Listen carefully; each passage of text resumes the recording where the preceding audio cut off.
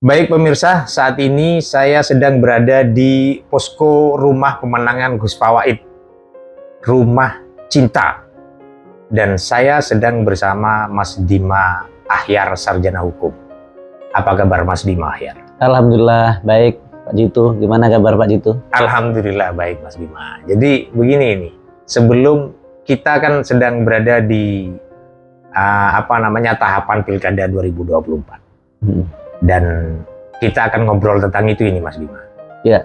Cuma yang sebelum ke sana, yang ingin saya tanya dulu ini ke Mas Dima ini, yang ingin saya tahu, Mas Dima ini sebenarnya kelahiran tahun berapa? Sebetulnya saya ingin juga tanya, kira-kira saya ini kelahiran tahun berapa? 79? Nah, kalau kelahiran tahun 7 bulan ada benarnya. Cuman tidak di 79-nya tapi di 72-nya. 72 berarti sekarang usia 52. Enggak. Jadi begini, kenapa itu ingin saya tanyakan dan ingin saya tahu?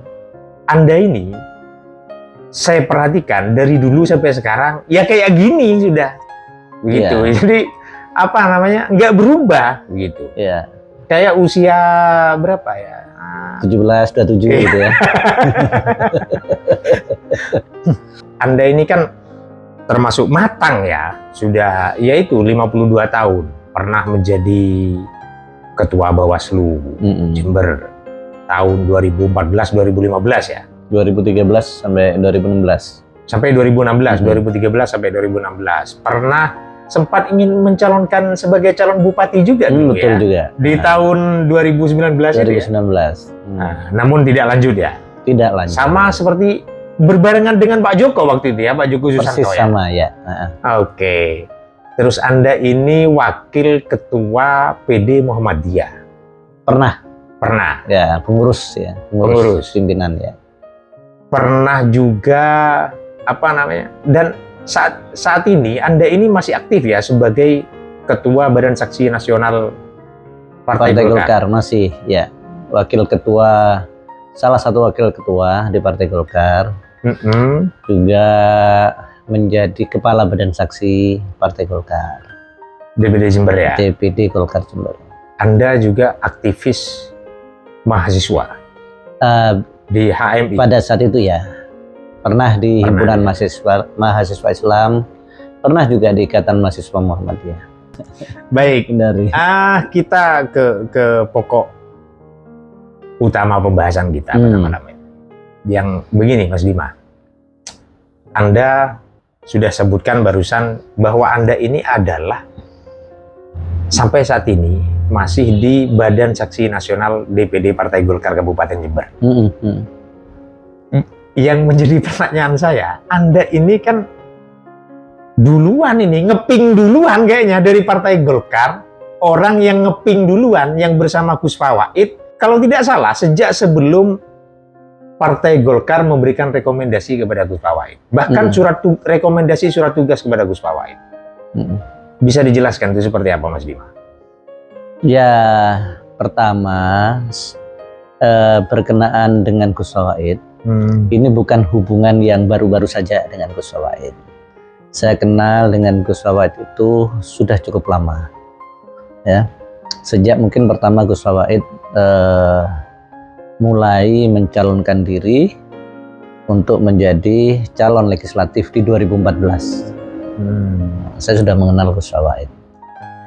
Nah, yang kedua, tentu kalau berkenaan dengan saat ini Gus Fawaid mencalonkan bupati, lalu saat itu kemudian saya dianggap lebih awal, karena memang hubungan perkenalan itu, tentu Gus Fawaid punya pertimbangan tersendiri ketika kemudian berkomunikasi dengan saya, kemudian beliau ada keinginan untuk bersama-sama saya membantu untuk pilkada ini. Itu yang terjadi. Selebihnya saya juga walaupun demikian itu juga berkomunikasi dengan ketua DPD Partai Golkar terhadap keinginan itu. Nah, Lalu yang lainnya, ya saya kira Ketua DPD Golkar juga punya pertimbangan. Mengapa? Ya sudahlah, ini dijalani. Apalagi memang partai belum ya secara resmi menentukan, memutuskan siapa yang nanti akan didukung di dalam pilkada. Jadi saya kira segala sesuatunya masih dalam batas-batas yang bisa dipahami lah. Yang menarik itu bagi saya begini, Mas Dima. Pada saat bersamaan, Partai Golkar sendiri itu menjodohkan Ketua DPD Partai Golkar Kabupaten Jember, Haji Karim, dengan salah satu bakal calon Bupati Jember, Dr. Faida. Nggak bahaya, tapi waktu itu. Di satu sisi Anda sebagai seorang yang aktif masih sebagai Badan Saksi Nasional. Komunikasinya seperti apa, Mas Dima? Ya, sebetulnya semua yang terjadi di Partai Golkar, di dalam internal Partai Golkar, adalah bagian dinamika-dinamika yang masih bisa dipahami, tetap bisa dimengerti dalam batas-batas tertentu, belum merupakan hal yang dinilai melanggar lah. Itu bagian dari dinamika kawan-kawan, kreativitas kawan-kawan untuk berusaha melakukan ya semacam langkah-langkah ijtihad politik lah, semacam itu. Iya. Semua diperkenankan, semua diperbolehkan dalam konteks organisasi sejauh belum ada keputusan resmi, keputusan final, keputusan formal organisasi. Seperti itu, Pak Cito. Tapi waktu itu bukan karena memang ada konflik ya di dalam DPD Golkar. Sering orang membaca itu konflik, tapi saya kira itu sebuah dinamika. Jadi kita menghargai, dan di partai politik itu kita diantaranya diajarkan soal demokrasi, soal cara pandang, sudut pandang yang mungkin belum tentu sama satu dengan yang lain, termasuk ya berbagai pertimbangan, penilaian dan lain sebagainya. Tapi ketika itu dalam konteks organisasi yang berkenaan dengan regulasi dan ketentuan, ya tentu kita semua akan mengikuti ketika memang sudah ada keputusan-keputusan, ketentuan-ketentuan resmi dari organisasi. Ini kan sudah resmi Partai Golkar mendukung Gus Fawait. Sejauh ini seperti apa Golkar bentuk dukungannya kepada Gus Fawait? Saya lihat Golkar cukup dewasa, orang-orangnya juga ya secara umum. Jadi ketika organisasi sudah menentukan sikapnya melalui surat keputusan partai atau orang sering istilahkan rekomendasi, saya melihat kawan-kawan juga semuanya sudah mulai menyesuaikan ya, dengan keputusan itu. Dalam pertemuan dan rapat-rapat resmi, seluruh hasil keputusan resmi organisasi itu disampaikan, disosialisasikan, dan tidak hanya itu, ya berusaha untuk dikawal, diamankan, diperjuangkan. Nah, itu yang saya ketahui begitu. Selain kedekatan emosional, faktor apa lagi yang membuat Anda kemudian memilih Gus Fawait saja nih? Oke. Saya kira begini, diantaranya ya, untuk memilih pemimpin, kita punya cara, punya pertimbangan, punya penilaian. Bagi saya, Gus Fawait ini tanpa harus menafikan calon yang lain, saya pilih karena setidaknya beberapa hal. Pertama, dalam konteks politik, Gus Fawait ini punya kompetensi ya, di dalam percaturan politik. Dia paham betul politik, dia lama berkecimpung atau berkiprah di politik. Maka kalau bicara kompetensi, saya yakin beliau sudah cukup memiliki. Yang kedua, Gus Fawait juga memiliki reputasi di politik. Dalam konteks politik kekuasaan, maka reputasi itu dilihat dari apa yang dia dapatkan, apa yang dia capai. Ketika dia mencalonkan diri dalam pemilu legislatif, Gus Fawaid ternyata terpilih. Tidak semua yang mencalonkan dalam pemilu legislatif itu terpilih, kan begitu? Banyak calon-calon yang berusaha maju dalam pemilu legislatif, tapi dia tidak terpilih. Bahkan suaranya naik, iya kan? Yang terakhir. Nah, justru itu yang ketiga, dia tidak hanya memiliki reputasi yang berarti dia bisa menduduki kursi legislatif, tetapi dia memiliki prestasi secara politik. Apa yang dicapai tidak hanya dia mendapatkan kursi, dia menjadi anggota dewan, tetapi ada prestasi di dalam apa yang dia lakukan. Suaranya dari setiap pemilu bertambah. Suaranya yang didapat, bahkan kalau kita mau bandingkan dengan calon yang lain, itu jauh berlipat. Bahkan karena suaranya, partainya pun mendapatkan manfaat. Bisa membantu kemudian menambah kursi di partainya. Jadi kompetensinya ada, reputasinya ada, prestasinya ada. Ini sesuatu yang tidak boleh kita nafikan penilaian-penilaian begitu. Hal yang objektif seperti itu. Ditambah tentu hal lain, misal dia adalah aktivis, ya kan? Misal dia juga santri, yang kita harapkan di situ ada nilai-nilai atau tata nilai yang kita yakini positif. Gitu. Dia aktivis, kita aktivis, dan saya yakin sebetulnya para aktivis harus diberi ruang dan kesempatan untuk memimpin. Sebelumnya, kenapa misalnya saya tadi disinggung, saya sempat maju dalam kontestasi pilkada. Di antaranya ada keprihatinan. Mengapa di setiap pilkada, calon demi calon yang hadir secara umum dan makin banyak, itu adalah calon yang tidak berlatar belakang aktivis.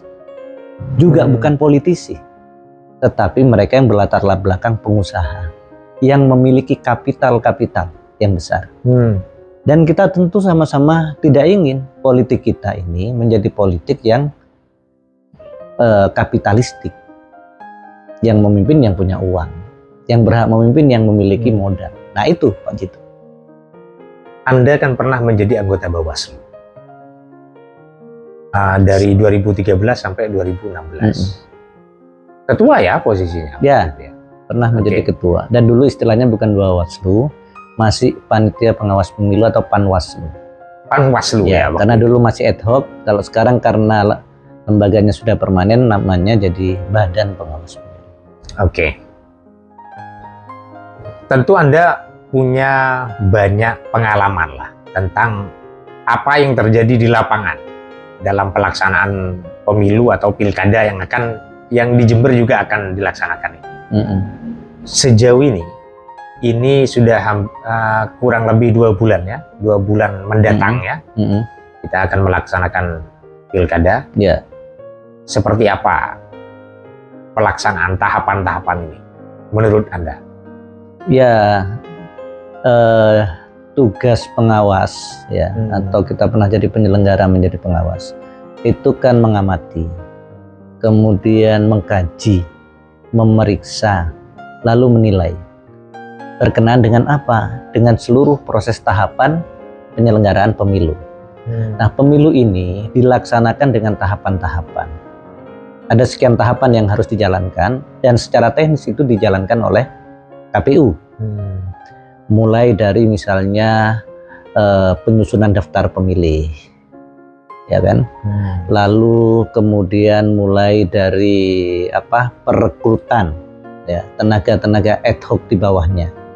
Baik itu PPK atau nanti PPS sampai ke KPPS. Gitu. Lalu kemudian sampai pendaftaran calon. Setelah itu nanti tanggal 22 ini penetapan, pasca itu ada pengundian nomor urut. Lalu setelah itu masa kampanye, masa tenang, lalu puncaknya adalah pemungutan suara dan penghitungan suara. Ya, sejauh yang kita lihat memang ada sekian catatan di setiap tahapan. Mulai rekrutmen yang terindikasi masih belum profesional. Ada indikasi mereka yang direkrut hanyalah orang-orang yang memiliki kedekatan atau hubungan-hubungan lainnya.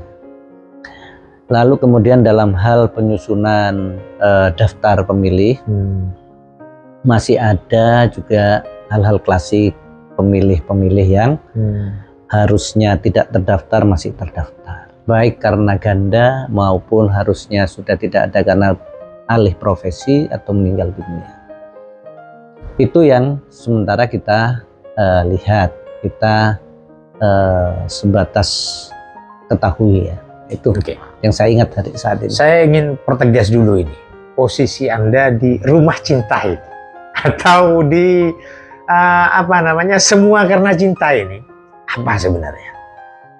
Ya, rumah cinta ini saya diminta untuk mengetuai.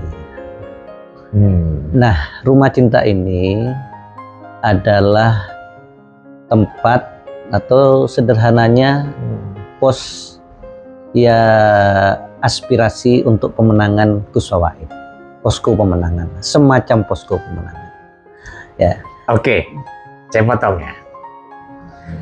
Anda sebagai ketua, saya asumsikan Anda adalah ketua tim lah, semacam ketua tim pemenangan lah mungkin ya. Bisa diasumsikan seperti itu mungkin?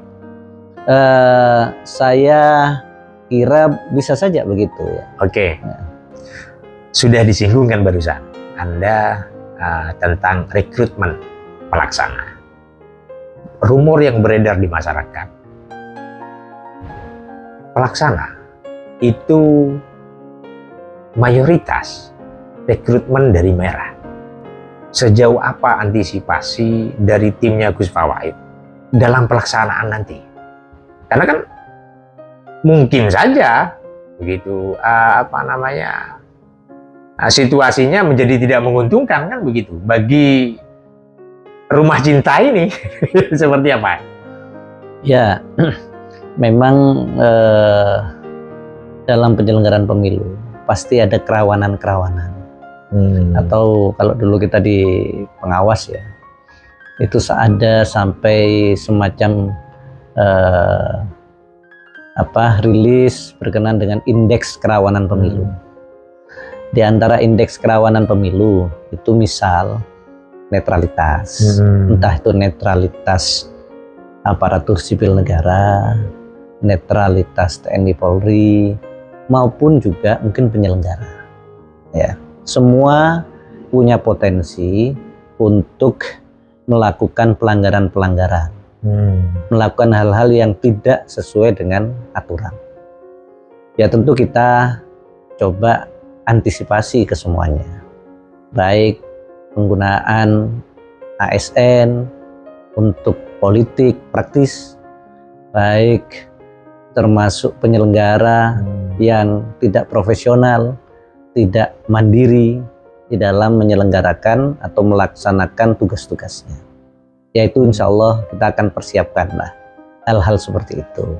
Artinya secara keseluruhan rumah cinta ini sudah siap ya dalam kontestasi yang akan terlaksana 27 November mendatang ini ya? Ya namanya kontestasi, kompetisi, pertarungan, harus siap. Segala sesuatu juga harus disiapkan. Oke, Anda kan orang partai. Dan kebetulan juga ini termasuk pilkada yang menarik. Saya katakan menarik karena ada puluhan partai dari parlemen dan non parlemen melawan satu partai. Ada gengsi lah yang jelas gitu. Kalau umpama semisal gitu kalah dengan satu partai, betapa malunya ini partai-partai yang banyak kan begitu. Menurut Anda seperti apa ini? Potensi untuk bisa menang seperti apa kira-kira? Ya bagi kita dalam kontestasi itu aspek-aspek selain bagaimana menang itu adalah hal lain. Apakah ini karena didukung banyak partai, ini sedikit partai, ini calonnya misalnya petahana, ini penantang, ya. Kesemuanya saya kira hal-hal lain, tapi fokus bagi sebuah tim pemenangan adalah memastikan dengan seluruh sumber daya yang ada itu kita bisa menang. Jadi di situ Pak Jito. Yakin ya bisa menang? Kita harus yakin menang. Soal PD, ya, kepercayaan diri, ya ini soal sesuatu yang nantinya bertumbuh atau terlihat dari bagaimana kita mempersiapkan segala sesuatu. Semakin kita siap, semakin kita punya perencanaan yang baik, saya yakin kepercayaan diri tim itu akan semakin meningkat. Tapi kalau yakin, kita harus mulai dari keyakinan. Sejauh ini kita sudah melakukan survei sebagai instrumen untuk menilai, untuk menjadi cermin bagaimana pergerakan yang kita lakukan ini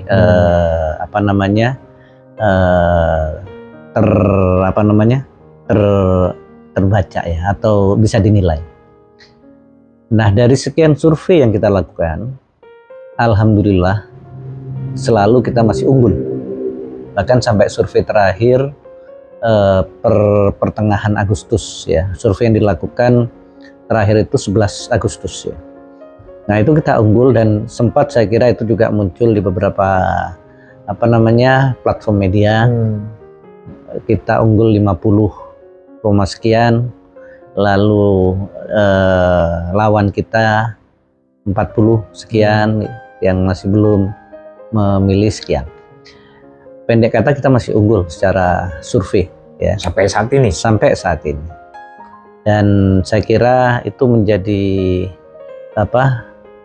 berita baik, walaupun itu bukan sesuatu yang kemudian membuat kita lengah, apalagi kemudian membuat kita merasa sudah aman, karena pemilunya masih 2 bulan lagi ya.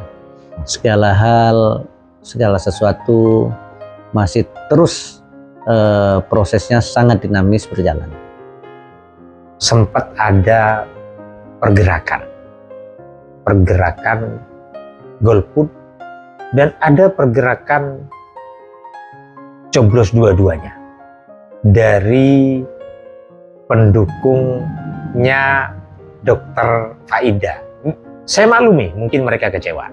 Nah, bagi mereka mungkin Anda punya pesan seperti apa? Ya, saya kira kita hormati ya semua pilihan sikap mereka, karena pemilu ini hak. Ya kan?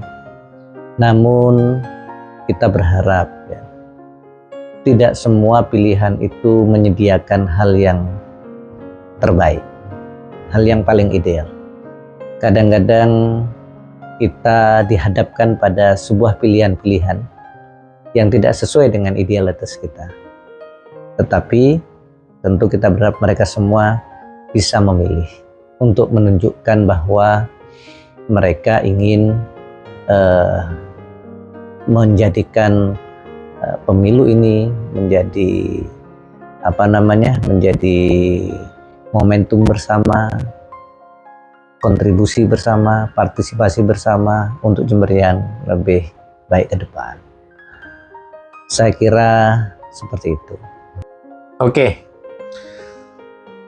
Terakhir, kenapa Anda atau masyarakat harus memilih Gus Fawait?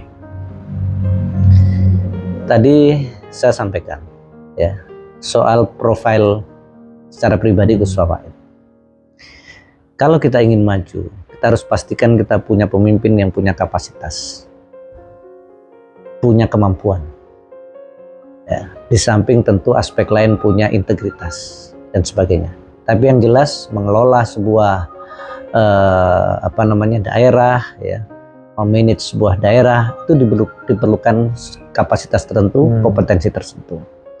Latar belakang pendidikan Gus Fawait cukup, pengalaman Gus Fawait berkenaan dengan pemerintahan daerah atau penyelenggaraan pemerintahan daerah yang itu tidak hanya eksekutif tapi juga legislatif itu juga sudah dimiliki karena beliau sudah beberapa kali menjadi anggota DPR gitu.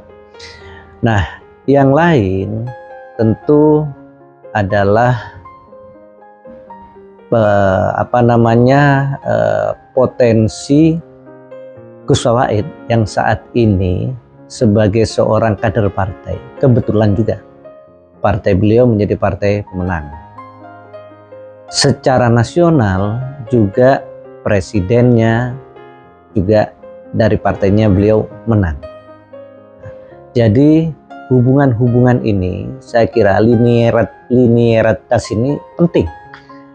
Karena membangun Jember apalagi untuk melakukan percepatan-percepatan apalagi lompatan-lompatan itu kan diperlukan hubungan yang baik juga di samping tata kelola yang mumpuni, relasi yang cukup, kemampuan diplomasi yang cukup, ya di samping tadi itu pengelolaan atau manajemen yang cukup juga. Nah itu saya yakini bahwa akan membuat Jember akan jauh lebih baik. Saya kira saya ingin sampaikan bahwa suksesi kepemimpinan ini adalah keniscayaan sebagaimana aturan dan ketentuan dalam ketatanegaraan kita. Maka ketika ada kompetisi seperti ini hal yang wajar. Yang kedua, saya kira semua yang hari ini maju dalam kontestasi, kita yakini memiliki niat yang baik. Hanya memiliki cara yang berbeda. Ya, tentu juga memiliki orientasi proyeksi yang tidak sama. Maka ya kita berharap masyarakat bisa cukup dewasa untuk nantinya memilih. Ya. Mereka masing-masing tentu apalagi dengan kemudahan akses bisa mengulik calon-calonnya. Mana yang paling menurut mereka pantas untuk bisa memajukan daerahnya. Bagaimana Jember ke depan bisa lebih meningkat kesejahteraannya, lebih maju kotanya, ya. Yang pada akhirnya tentu kita berharap ini menjadi rumah yang nyaman bagi kita semua. Gitu. Maka mari kita lihat seluruh kontestasi ini dengan cinta, tidak dengan kebencian. Karena hakikatnya tidaklah ada kebencian kecuali cinta yang terlukai hatinya. Baik, terima kasih Mas Dima. Waktunya sudah menerima kami juga di Rumah Cinta. Ya. Terima kasih juga Pak Jitu hadir ke sini, bertanya banyak hal. Mudah-mudahan menjadi sesuatu yang bermanfaat semua informasinya untuk seluruh masyarakat Jember. Ya. Mari kita sambut pemilu ini dengan gembira. Mari kita jadikan pemilu ini pemilu yang sehat, pemilu yang merupakan adu gagasan, ya. Bukan pemilu yang mengembangkan cara-cara yang sebaliknya. Itu Pak Jitu. Baik pemirsa, seperti itu obrolan kami tentang pemilu kada yang akan dilaksanakan pada 27 November mendatang. Apapun pilihannya, masyarakat Jember tetap pemenangnya. Tetap rukun dan jaga kondusivitas keamanan yang ada di Kabupaten Jember.